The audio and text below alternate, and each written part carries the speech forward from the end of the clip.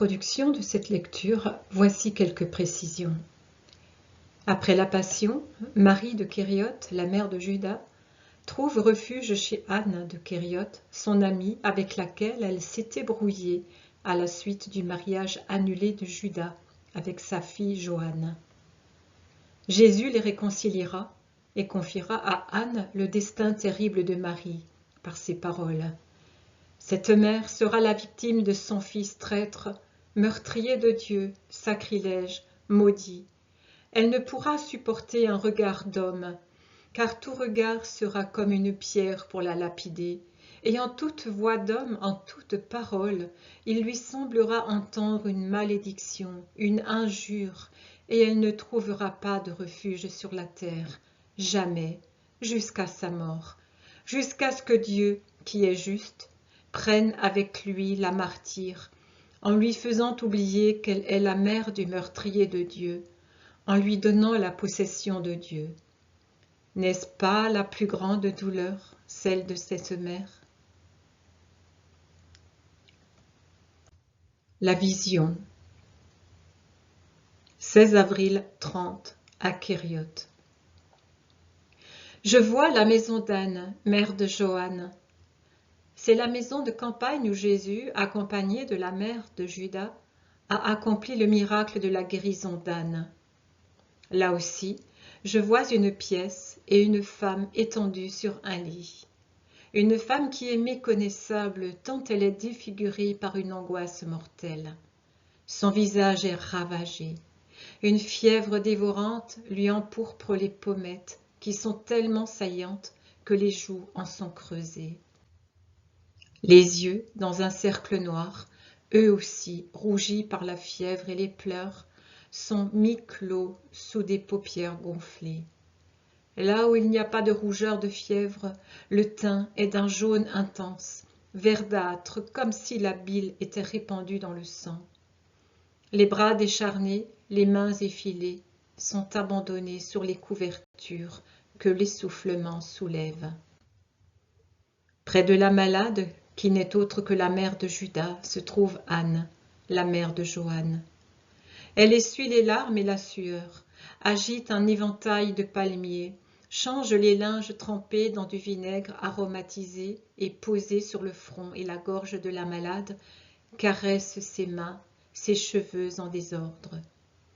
Devenus en peu de temps plus blancs que noirs, ils sont épars sur l'oreiller et collés par la sueur sur les oreilles devenues transparentes.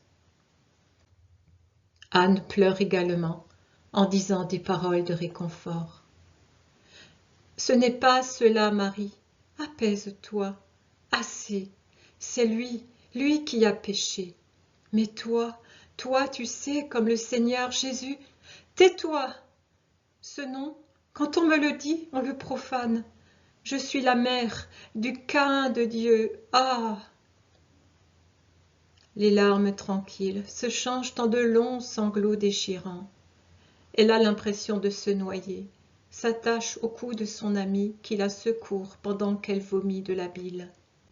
« Paix, paix, Marie, ce n'est pas cela. Ah, quel mot trouver pour te convaincre que le Seigneur t'aime. Je te le répète, je te le jure sur ce qui est le plus sacré pour moi, mon sauveur et mon enfant.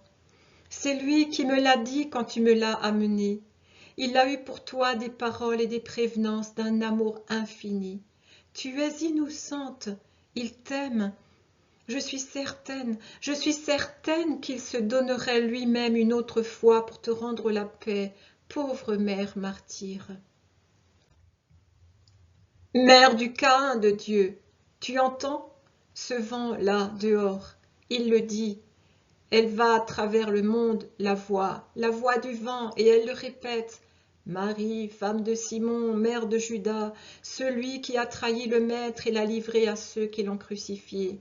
Tu entends? Tout le dit. Le ruisseau là dehors, les tourterelles, les brebis, toute la terre crie que je suis. Non, je ne veux pas guérir, je veux mourir. Dieu est juste et ne me frappera pas dans l'autre vie. Mais ici, non. Le monde ne pardonne pas, ne distingue pas. Je deviens folle car le monde hurle. Tu es la mère de Judas. Elle retombe épuisée sur ses oreillers.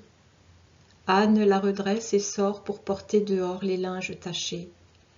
Marie, les yeux clos, exsangue après l'effort qu'elle a fait, gémit. La mère de Judas, de Judas, de Judas. Elle halète puis reprend. Mais qu'est-ce que Judas? Qu'ai-je enfanté? Qu'est-ce que Judas? Qu'ai-je... Jésus est dans la pièce qu'éclaire une lumière tremblante, car la lumière du jour est encore trop faible pour éclairer la vaste pièce dans laquelle le lit est au fond, très loin de l'unique fenêtre. Il appelle doucement. Marie, Marie, femme de Simon. La femme délire presque et ne remarque pas la voix.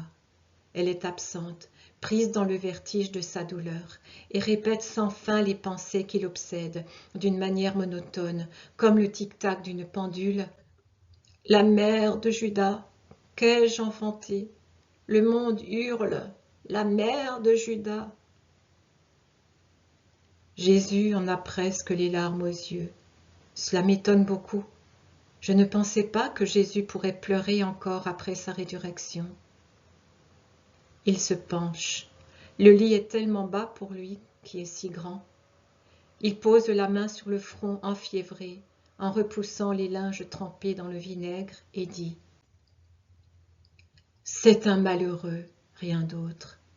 Si le monde crie, Dieu couvre les hurlements du monde en te disant « Aie la paix parce que moi je t'aime. » Regarde-moi, pauvre mère, reprends tes esprits égarés et remets ton âme entre mes mains.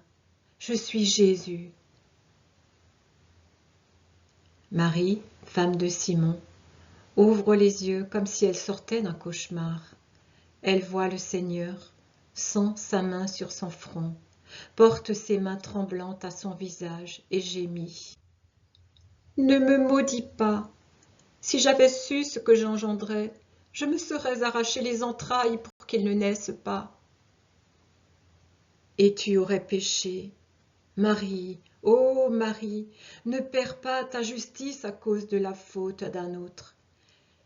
Les mères qui ont fait leur devoir ne doivent pas se considérer comme responsables des péchés de leurs enfants.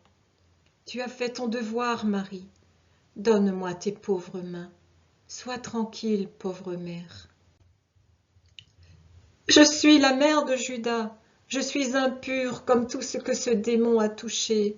Mère d'un démon, ne me touche pas. Elle se débat pour échapper aux mains divines qui veulent la tenir. Les larmes de Jésus tombent sur son visage rougi par un accès de fièvre. Je t'ai purifiée, Marie.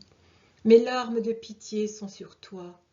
Je n'ai pleuré sur personne depuis que j'ai enduré ma souffrance, mais je pleure sur toi avec toute mon affectueuse pitié. Il a réussi à lui saisir les mains et s'assied. Oui, il s'assied vraiment sur le bord du lit, en tenant ses mains tremblantes dans les siennes. La pitié affectueuse de ses yeux étincelants caresse, enveloppe, soigne la malheureuse qui se calme en pleurant silencieusement et en murmurant. « N'as-tu pas de rancœur à mon égard? » J'ai de l'amour. C'est pour cela que je suis venue. Aie la paix. Toi, tu pardonnes, mais le monde, et ta mère, elle va me haïr. Elle pense à toi comme à une sœur. Le monde est cruel, c'est vrai. Ma mère est la mère de l'amour, et elle est bonne. Tu ne peux aller de par le monde, mais elle viendra à toi quand tout sera en paix. Le temps pacifie. Fais-moi mourir si tu m'aimes. Encore un peu de temps. Ton fils n'a rien su me donner. Toi, donne-moi un temps de ta souffrance. Il sera court. Mon fils t'a trop donné. C'est l'horreur infinie qu'il t'a donnée. Et toi, tu m'as donné la douleur infinie. L'horreur est passée, elle ne sert plus à rien. Mais ta douleur est utile, elle s'unit à mes plaies, de sorte que tes larmes et mon sang lavent le monde. Toute la souffrance s'unit pour laver le monde. Tes larmes se mêlent à mon sang et aux pleurs de ma mère, entourée de toute la douleur des saints qui souffriront pour le Christ et pour les hommes, pour mon amour et pour celui des hommes. Pauvre Marie. Il la couche doucement, lui croise les mains, la regarde se calmer. Anne revient et reste stupéfaite sur le seuil. Jésus, qui s'est relevé, la regarde en disant « Tu as obéi à mon désir. Les obéissants obtiennent la paix. Ton âme m'a compris. Vis dans ma paix. » Il baisse de nouveau les yeux sur Marie, qui le regarde en versant des larmes plus calmes, et il sourit une nouvelle fois. Il ajoute « Place ton espérance dans le Seigneur, il t'apportera ses consolations. » Après l'avoir béni, il s'apprête à partir. Mais Marie pousse un cri passionné. « On dit que mon fils t'a trahi par un baiser. Est-ce vrai, Seigneur? Si oui, laisse-moi le laver en te baisant les mains. Je ne puis faire autre chose. Je ne puis faire autre chose pour effacer. La douleur la reprend avec force. Jésus ne lui donne pas ses mains à baiser. Ses mains sur lesquelles la large manche de son vêtement blanc retombe jusqu'au milieu du métacarpe en cachant les blessures. Mais il lui prend la tête entre ses mains et se penche pour effleurer de ses lèvres divines le front brûlant de la plus malheureuse des femmes. Et il lui dit en se redressant « Mes larmes et un baiser, personne n'a autant obtenu de moi. Reste donc dans la paix, puisque entre toi et moi, il n'y a que de l'amour. » Il la bénit, et après avoir traversé rapidement la pièce, il sort derrière Anne, qui n'a pas osé s'avancer ni parler, mais qui pleure d'émotion. Pourtant, dès qu'il se trouve dans le corridor qui mène à la porte de la maison, Anne ose poser la question qui lui tient tant à cœur. « Ma Joanne !» Depuis 15 jours, elle est bien heureuse au ciel. Je n'en ai pas parlé parce qu'il y a trop de contraste entre ta fille et le fils de Marie. C'est vrai, quel déchirement! Je crois qu'elle en meurt. Non, pas tout de suite. Maintenant, elle sera plus en paix. Tu l'as consolée. Toi qui, plus que tous, moi qui la plains plus que tous. Je suis la divine compassion. Je suis l'amour. Je te le dis, femme. Si seulement Judas m'avait jeté un regard de repentir, je lui aurais obtenu le pardon de Dieu. Quelle tristesse se peint sur le visage de Jésus. La femme en est frappée. Paroles et silences combattent sur ses lèvres, mais elle est femme et la curiosité l'emporte. Elle demande « Mais est-ce que cela a été je veux dire, ce malheureux a-t-il péché soudainement ou bien… » Depuis des mois, il péchait, et aucune parole, aucun geste de ma part n'a pu l'arrêter, tant était forte sa volonté de pécher. Mais ne lui en parle pas à elle. Je n'en dirai rien. Seigneur, quand Ananie, qui s'était enfuie de Jérusalem sans même terminer la Pâque, la nuit même de la Parascève, est entrée ici en hurlant « Ton fils a trahi le maître et l'a livré à ses ennemis, il l'a trahi par un baiser. J'ai vu le maître frappé et couvert de crachats, flagellé, couronné d'épines, chargé de la croix, crucifié et mort à cause de ton fils. Et les ennemis du maître crient notre nom avec un air de triomphe obscène. On raconte l'acte de ton fils, qui, pour moins que le prix d'un agneau, a vendu le Messie et l'a trahi par un baiser pour le désigner aux gardes. À ces mots, Marie est tombée à terre, elle est devenue noire sur le cou. Le médecin dit que son fiel s'est répandu, que son foie a éclaté et que tout le sang en est corrompu. Et le monde est mauvais. Elle a raison. J'ai dû la transporter ici, car il venait crier près de sa maison de Kériote. Ton fils est déicide et s'est suicidé. Il s'est pendu. Belzébuth a pris son âme, et même Satan est venu prendre son corps. Cet horrible prodige est-il vrai? Non, femme. On l'a trouvé mort, pendu à un olivier. Ah! Il criait encore. Le Christ est ressuscité et il est Dieu. Ton fils a trahi Dieu. Tu es la mère de celui qui a trahi Dieu. Tu es la mère de Judas. Pendant la nuit, avec Ananie et un serviteur fidèle, le seul qui me soit resté, car personne ne voulait rester auprès d'elle, je l'ai portée ici. Mais Marie entend ses cris dans le vent, dans les bruits de la terre, en tout. Pauvre mère, c'est horrible, oui.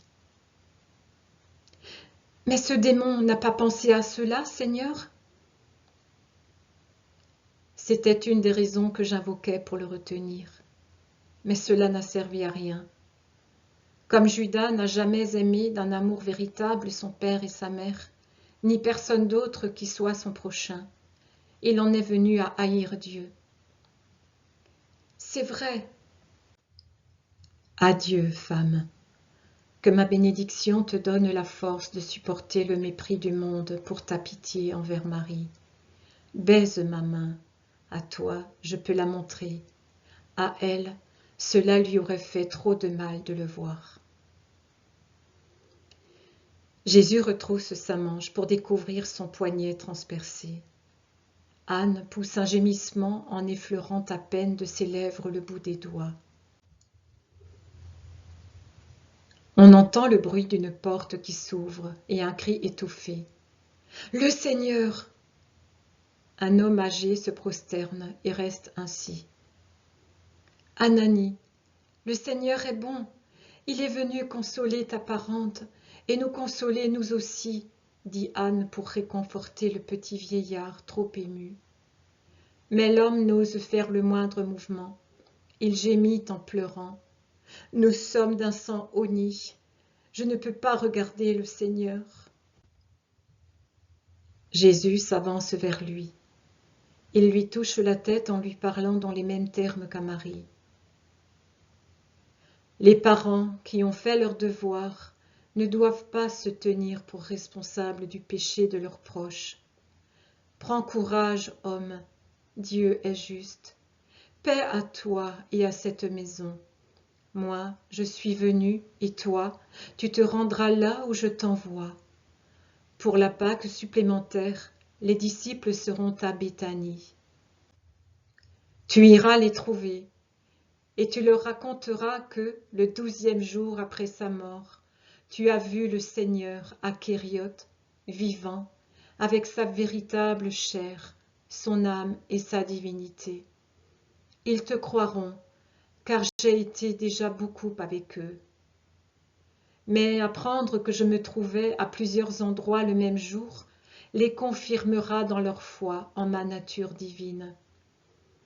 Avant cela encore, tu iras aujourd'hui même à Kériote pour demander au chef de la synagogue de rassembler le peuple, et tu diras en présence de tout le monde que je suis venu ici et qu'ils doivent se rappeler mes paroles d'adieu.